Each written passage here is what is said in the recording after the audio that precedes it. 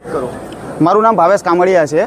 સૂત્રો આધારિત વોટ્સઅપમાં મેસેજ મળ્યા પ્રમાણે હું અહીંયા હાજર થયો છું।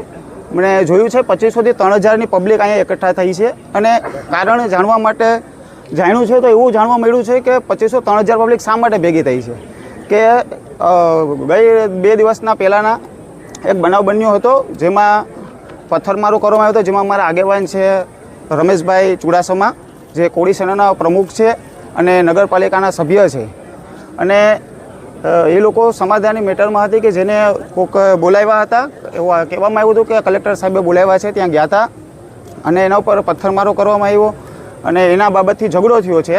ઝઘડામાં તંત્ર દ્વારા એક એફઆઈઆર કરવામાં આવી છે। એફઆઈઆરમાં અમારા કોળી સમાજના આગેવાન અને અન્ય સમાજના આગેવાનોના નામ છે। હવે આગેવાનોના નામ હોવા છતાં એ લોકોએ તપાસ કર્યા વગર ફરિયાદ કરી છે અને અમારું કહેવાનું એ છે કે અમારા ઉપર વારે ઘડી આવી તપાસો થાય વગરની ફરિયાદો થાય છે।